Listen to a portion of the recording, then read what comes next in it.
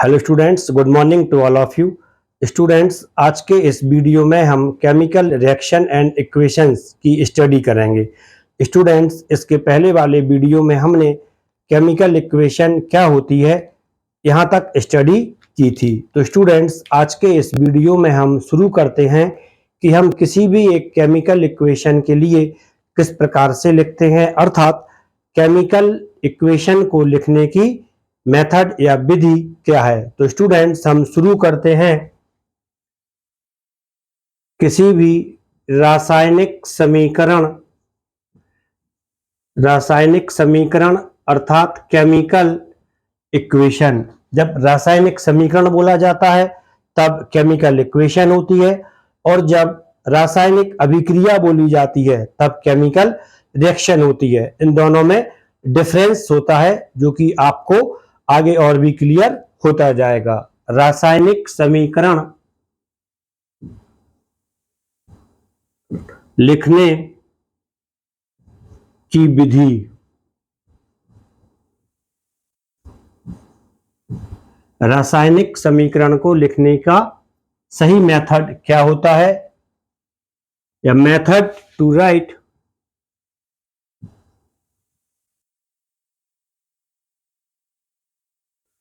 Chemical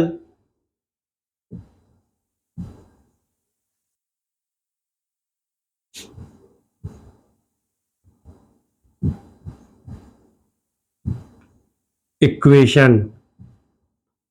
तो students, जैसा कि मैंने आपको पहले ही बताया था कि रासायनिक समीकरण अलग होता है और रासायनिक अभिक्रिया अलग होती है। हमें यहाँ पर रासायनिक समीकरण किस प्रकार से लिखना है इसके बारे में स्टडी करना है। रासायनिक समीकरण किसे कहते हैं ये मैं आपको बता चुका हूं कि किसी रासायनिक अभिक्रिया को उसमें भाग लेने वाले पदार्थों के प्रतीकों एवं सूत्रों के द्वारा व्यक्त करने को रासायनिक समीकरण कहते हैं। क्वेश्चन आता है इसे कैसे लिखते हैं। तो हम जानते हैं किसी भी रासायनिक अभिक्रिया या केमिकल रिएक्शन में दो भाग होते हैं। पहला होता है अभिकारक या रिएक्टेंट। वे पदार्थ जो किसी केमिकल रिएक्शन में भाग लेते हैं अभिकारक या रिएक्टेंट कहलाते हैं, और जो पदार्थ अभिकारकों के बीच होने वाली क्रिया से बनते हैं वो पदार्थ उत्पाद या प्रोडक्ट कहलाते हैं। स्टूडेंट्स, यहां पर एक चीज ध्यान रखने की है कि जो रिएक्टेंट होते हैं वो सदैव लेफ्ट हैंड साइड पर और उत्पाद राइट हैंड साइड पर लिखे जाते हैं, और इनके बीच में जो चिन्ह लगाया जाता है वह चिन्ह अभिक्रिया के प्रकार पर निर्भर करता है। यदि ये केमिकल रिएक्शन सिर्फ एक ही डायरेक्शन में होती है, अर्थात जब अभिकारक से सिर्फ उत्पाद बनते हैं और उत्पाद पुनः अभिकारकों में परिवर्तित नहीं होते हैं, तब इसी अभिक्रिया के लिए हम एक एरो के द्वारा रिप्रेजेंट करते हैं, व्यक्त करते हैं, और इस केमिकल रिएक्शन के लिए हम अनुत्क्रमणीय केमिकल रिएक्शन कहते हैं या इरिवर्सिबल केमिकल रिएक्शन कहते हैं। और जब प्रोडक्ट पुनः रिएक्टेंट में कन्वर्ट हो जाता है, अर्थात रिएक्शन दोनों डायरेक्शन में होने लगती है, तब इसे हम रिवर्सिबल केमिकल रिएक्शन या उत्क्रमणीय रासायनिक अभिक्रिया कहते हैं। तो ये रिएक्शन अनुत्क्रमणीय है।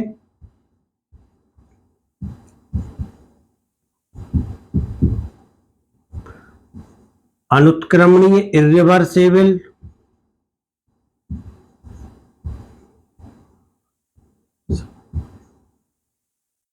इरिवर्सिबल।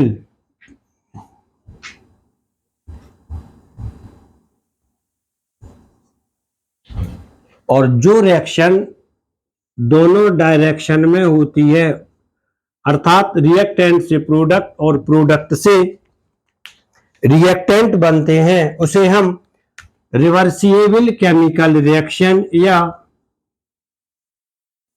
उत्क्रमणीय रासायनिक अभिक्रिया कहते हैं, या रिवर्सिबल केमिकल रिएक्शन।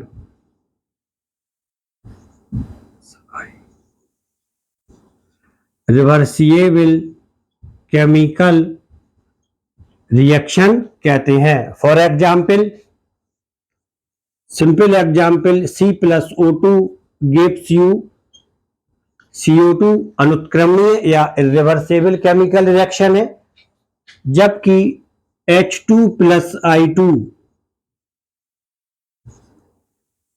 इससे हाइड्रोजन आयोडाइड का बनना और हाइड्रोजन आयोडाइड के टूटने से पुनः हाइड्रोजन और आयोडीन का बनना, ये एक रिवर्सिबल केमिकल रिएक्शन है।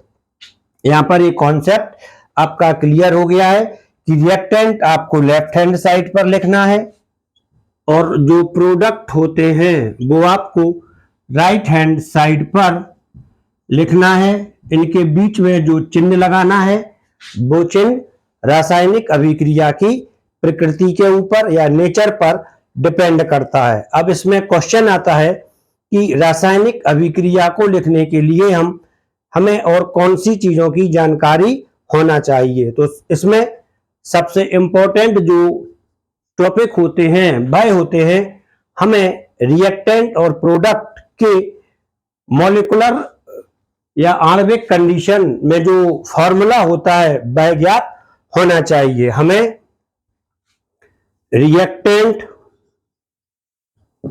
और प्रोडक्ट के अणुसूत्र ज्ञात होना चाहिए। यदि पदार्थ अणुसूत्र मॉलिक्यूलर फार्मूला जैसे O2,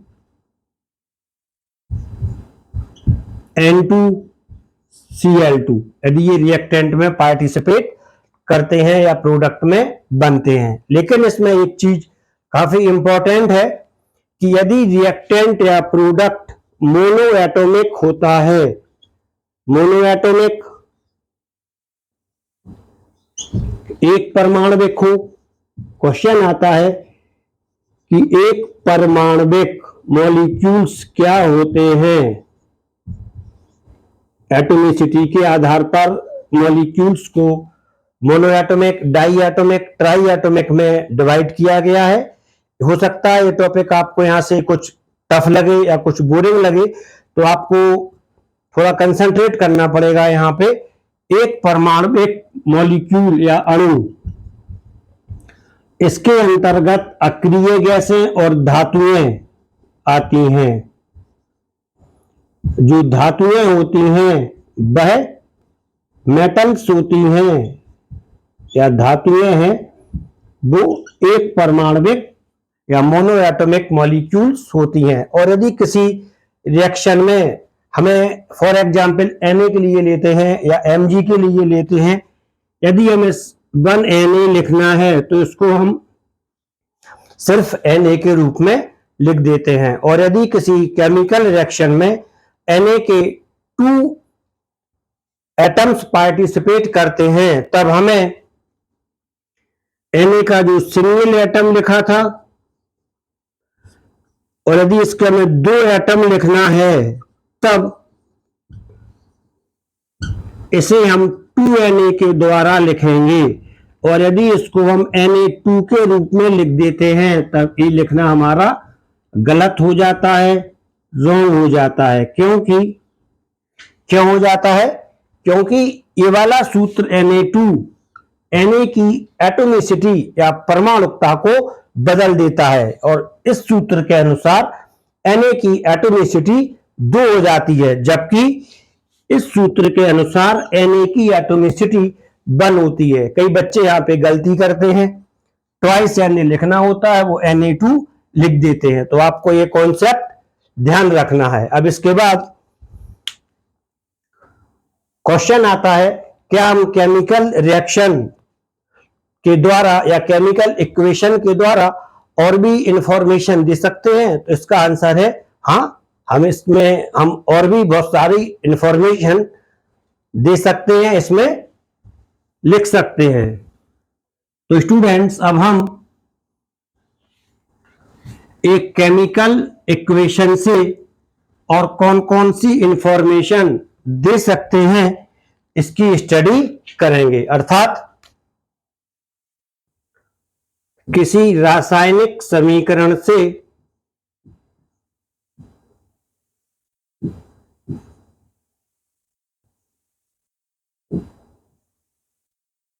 किसी रासायनिक समीकरण से या किसी रासायनिक समीकरण के द्वारा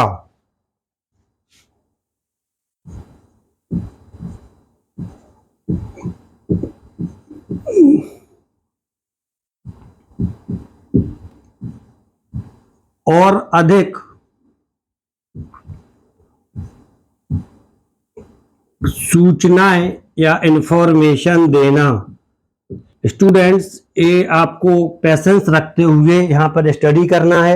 यदि आप एक कॉन्सेप्ट समझ लेते हैं तो आपको किसी भी क्लास में अगर केमिस्ट्री में कोई प्रॉब्लम नहीं आएगी। ये टॉपिक बोरिंग नहीं है, आप इसको बोरिंग मत लें और इसको केयरफुली ऑब्जर्व करें और जो आपको समझ में आ रहा है उसके नोट्स भी बनाएं के द्वारा और अधिक सूचनाएं देना। अर्थात गिविंग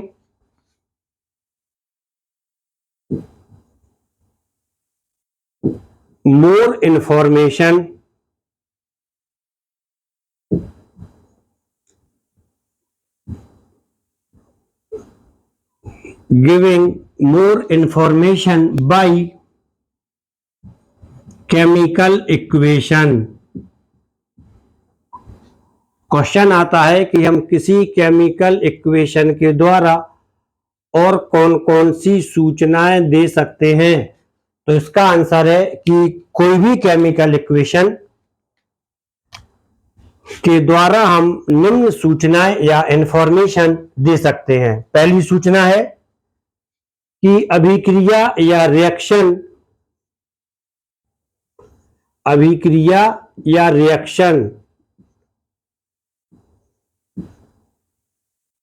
में भाग लेने वाले या किसी केमिकल इक्वेशन में भाग लेने वाले, आप इसको केमिकल इक्वेशन ही लिखें, रिएक्शन में आप कंफ्यूज हो जाएंगे। किसी रासायनिक समीकरण के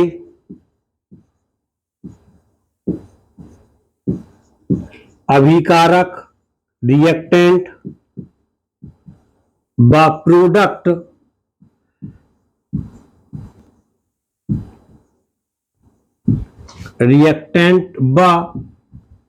प्रोडक्ट उत्पाद की भौतिक अवस्थाओं की सूचना या प्रोडक्ट की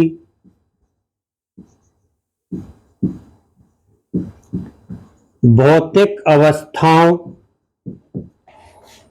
की सूचना हम केमिकल इक्वेशन में दे सकते हैं। क्वेश्चन आता है ये इंफॉर्मेशन हम कैसे देते हैं।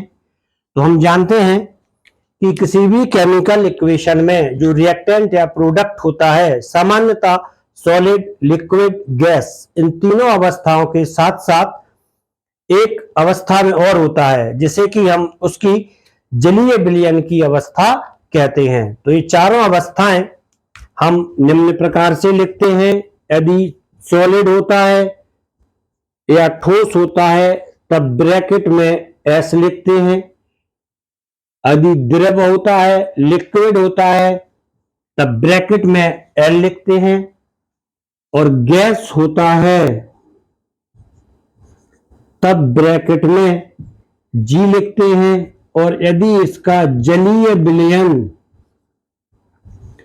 या एक्वस सॉल्यूशन होता है तब हम इस पदार्थ के नीचे AQ लिखते हैं। इसके बाद जो दूसरा इंफॉर्मेशन जिसे कि हम एक केमिकल इक्वेशन के द्वारा दे सकते हैं वह है कि रासायनिक समीकरण के दौरान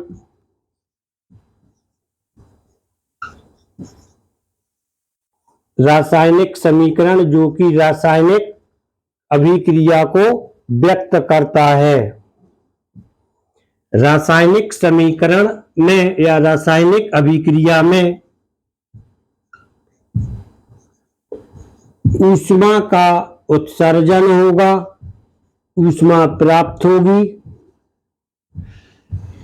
या ऊष्मा का अवशोषण एब्जॉर्प्शन होता है। और यदि इसमें ऊष्मा का उत्सर्जन होता है तब हम प्लस एनर्जी लिखते हैं। ये एनर्जी सामान्यतः किलो कैलोरी में लिखी जाती है जब इसमें ऊष्मा का उत्सर्जन होता है। और यह अभिक्रिया एक्सोथर्मिक रिएक्शन कहलाती है, ऊष्मा क्षेपी रिएक्शन कहलाती है। और यदि इसमें ऊर्जा का अवशोषण होता है, एनर्जी का एब्जॉर्प्शन होता है, तब इसे एंडोथर्मिक रिएक्शन कहते हैं। इसे भी हम इस प्रकार से लिखते हैं। और यदि इसमें यदि किसी अभिक्रिया के दौरान हमें रिएक्टेंट के लिए गर्म करना पड़ता है तब इसे भी हम रासायनिक समीकरण में व्यक्त करते हैं। रासायनिक समीकरण में डेल्टा का चिन्ह यह गर्म करने को व्यक्त करता है कि इस अभिक्रिया के लिए गर्म करने पर उत्पाद मिलते हैं, या डेल्टा का चिन्ह किसी केमिकल इक्वेशन के गर्म करने को इंडिकेट करता है। ये और भी सूचनाएं होती हैं जो कि हम एक केमिकल इक्वेशन में ऐड कर सकते हैं। अब इसके हम कुछ एग्जाम्पल लेते हैं और ये एग्जाम्पल काफी सिंपल है। जैसे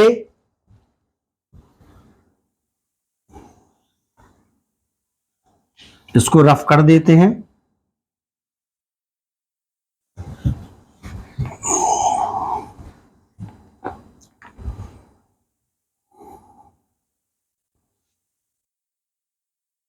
एक केमिकल रिएक्शन है AgNO3 plus KCl gives you AgCl plus KNO3।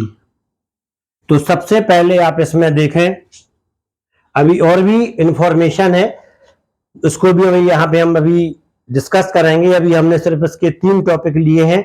अभी किसी रासायनिक अभिक्रिया में गैस का निकलना और प्रेसिपिटेट का बनना भी हम उचित प्रतीकों के द्वारा व्यक्त करते हैं, उसका भी हम अध्ययन करेंगे, स्टडी करेंगे। तो यहाँ पे जो प्रोडक्ट बना है AgCl, ये अवक्षेप के रूप में आता है और रासायनिक अभिक्रिया में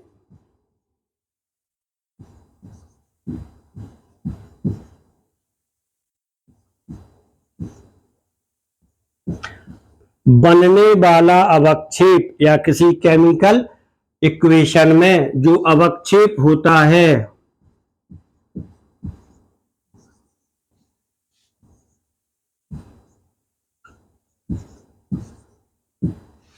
इसे उल्टे तीर के द्वारा व्यक्त करते हैं।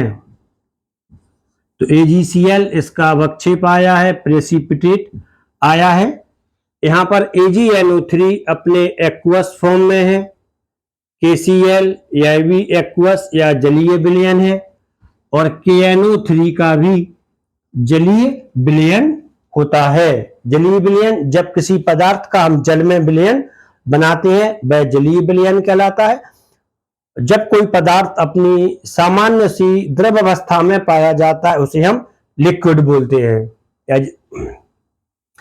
और किसी रासायनिक अभिक्रिया में या कोई रासायनिक समीकरण निम्न प्रकार से है, आप इसको देख लें। Mg प्लस H2SO4, इससे बनता है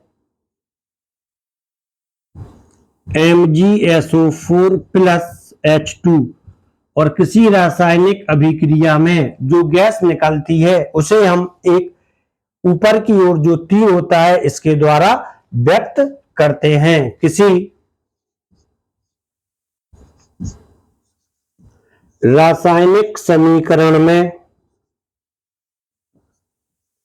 निकलने वाली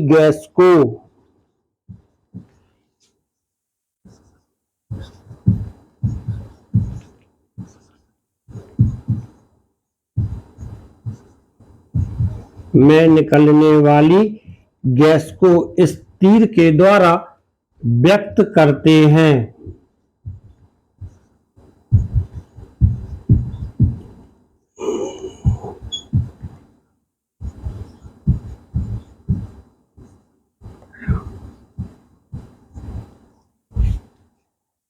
इसके बाद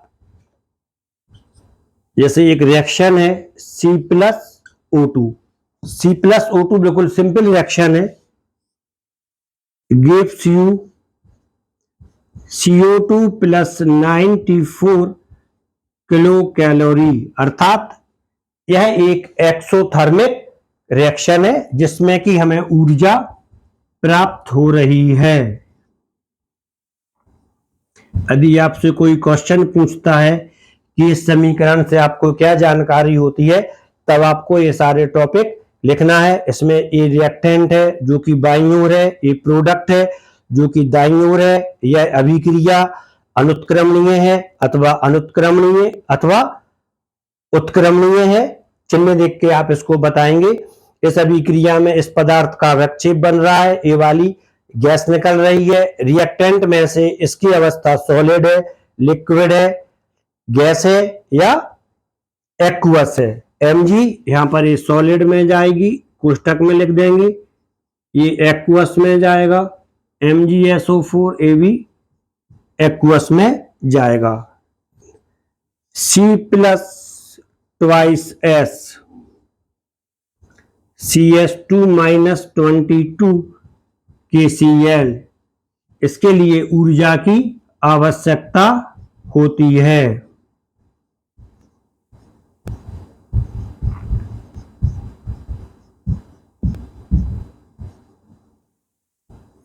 ये एक्सोथर्मिक है और ये वाली एंडोथर्मिक है। आप इस प्रकार से इसको आसानी से रिप्रेजेंट कर सकते हैं। यदि एक रिएक्शन हम इस प्रकार से लिख देते हैं CaCO3 CaCO3, इसको हीट कर दें तब इससे बनता है CaO प्लस CO2। कोई भी कार्बोनेट या बाइकार्बोनेट हम इसको जब भी गर्म करते हैं कार्बन डाइऑक्साइड निकलती है। ये वाला एरो क्या रिप्रेजेंट कर रहा है कि एरो के ऊपर जो डेल्टा बनाया है कि ये अभिक्रिया इन प्रेजेंस ऑफ टेम्परेचर या गर्म करने पर होती है। तो हम केमिकल रिएक्शन से हमें इन सारी चीजों की जानकारी होती है। ये हमें सारी इंफॉर्मेशन केमिकल इक्वेशन को देखकर प्राप्त हो जाती है। इसमें एक कंडीशन और होती है कि यदि किसी अभिक्रिया के लिए कोई कैटालिस्ट वगैरह होता है या उसके लिए कुछ स्पेशल एनवायरमेंटल कंडीशन या वातावरणीय दशाएं होती हैं, तब ये सारी इस तीर के ऊपर लिखी जाती हैं। कैटालिस्ट और कंडीशन इस तीर पर लिखी जाती हैं। कैटालिस्ट उत्प्रेरक हो या उत्प्रेरक वर्धक हो। जैसे इसको रफ कर देते हैं, N2 प्लस 3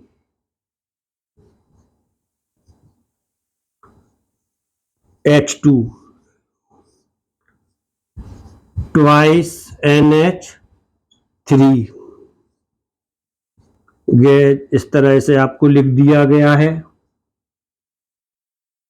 यहां पर Fe और MO लिख दिया है। जो कंडीशन होंगी, जितने टेम्परेचर पर रिएक्शन होगी वो भी यहाँ पर लिख दिया जाता है और आपसे पूछा जाता है कि इससे हमें क्या जानकारी मिलती है। तो आपका आंसर होगा, इस अभिक्रिया में नाइट्रोजन और हाइड्रोजन रिएक्टेंट है जो कि गैस की अवस्था में है। अमोनिया उत्पाद है जो कि गैस की अवस्था में है। पहली 2 पॉइंट। तीसरा पॉइंट, यह उत्क्रमणीय अभिक्रिया है क्योंकि इस अभिक्रिया में साइन ऑफ रिवर्सिबिलिटी या उत्क्रमणीयता का चिन्ह दिया गया है। यह अभिक्रिया आयरन उत्प्रेरक के द्वारा होती है और इस अभिक्रिया के लिए एमओ मोलिब्डेनम उत्प्रेरक वर्धक का कार्य करता है। तो आपको ये सारी चीजें यहीं पर क्लियर हो जाती हैं। ये सारी चीजें आपको इस क्वेश्चन के आंसर में लिखनी होती है। अब क्वेश्चन आता है कि केमिकल इक्वेशन, इस प्रकार के इक्वेशन के लिए हम स्केलेटल इक्वेशन भी कहते हैं, ढांचा समीकरण भी कहते हैं। कितने प्रकार का होता है, अर्थात types of chemical equation. Chemical equation मुख्यतः 2 प्रकार की होती हैं। रासायनिक समीकरण कितने प्रकार के होते हैं? रासायनिक समीकरण के प्रकार। रासायनिक समीकरण मुख्यतः 2 प्रकार के होते हैं। नंबर 1,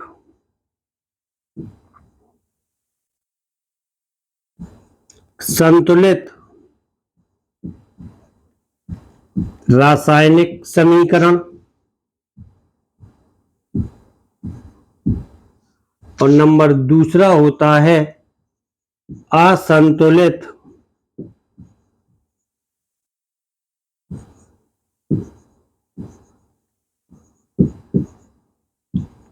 रासायनिक समीकरण। संतुलित रासायनिक समीकरण ये बैलेंस केमिकल इक्वेशन कहलाता है।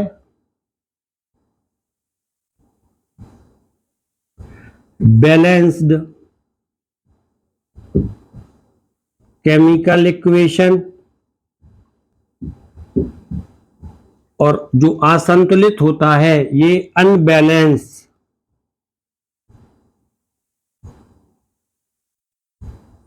केमिकल इक्वेशन कहलाता है। अब क्वेश्चन आता है कि संतुलित रासायनिक समीकरण किसे कहते हैं और असंतुलित रासायनिक समीकरण किसे कहते हैं? तो इसका आंसर है, आप इसका एक एग्जाम्पल देख लें, जैसे Mg plus H2SO4 gives you MgSO4 plus H2।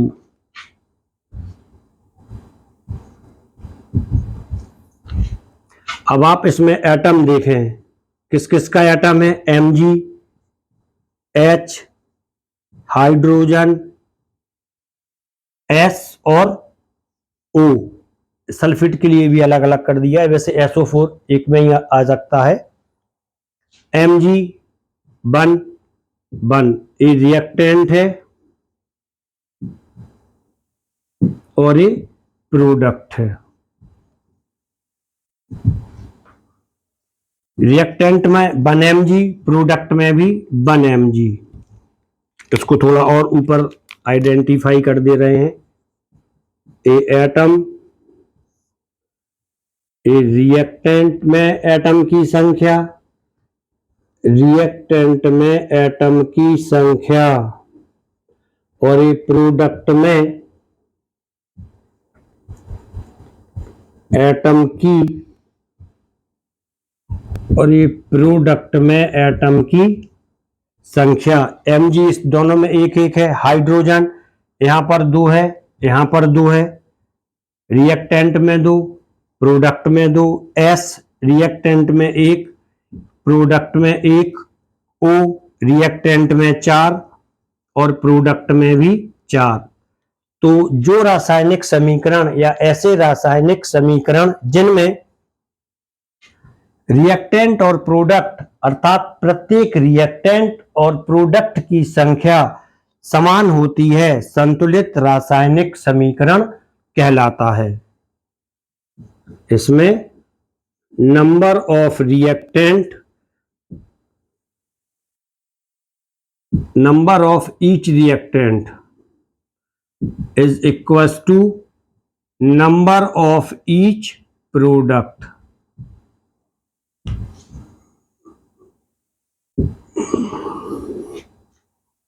Number of atom of each reactant कर दें, number of atom of each reactant equal to number of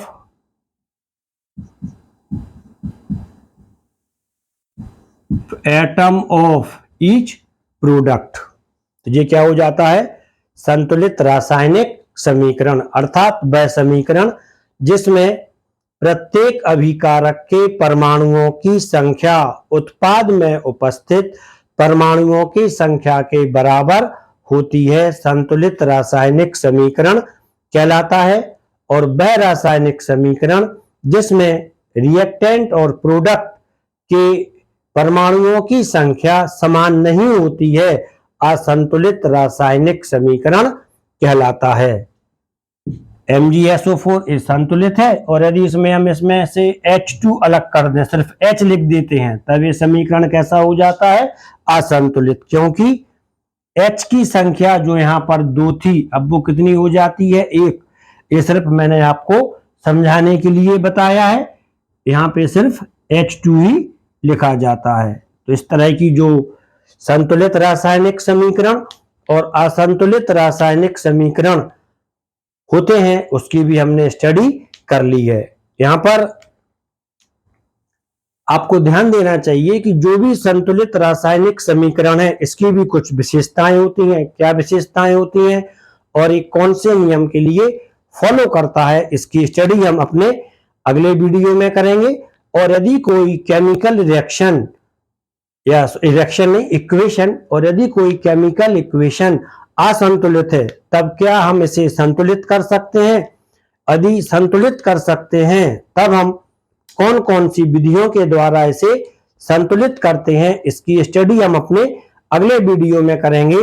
असंतुलित केमिकल इक्वेशन के लिए संतुलित करना और संतुलित रासायनिक समीकरण कौन से रूल्स के लिए फॉलो करता है, इन सारे फैक्ट की स्टडी हम अपने अगले वीडियो में करेंगे। तो स्टूडेंट्स, यहाँ पर एक टॉपिक जो कि सरल थे लेकिन आपके कॉन्सेप्ट को बनाए रखने के लिए जरूरी थे, उनकी स्टडी हम कर चुके हैं। यह आपकी समझ में आ गया है तो आप इस वीडियो के लिए लाइक कर दें और चैनल के लिए सब्सक्राइब कर लें, जिससे कि आपके कॉन्सेप्ट क्लियर हो सके और आपको इस सब्जेक्ट पर, केमिस्ट्री पर ग्रिप करने में कोई प्रॉब्लम ना आए। Thank you.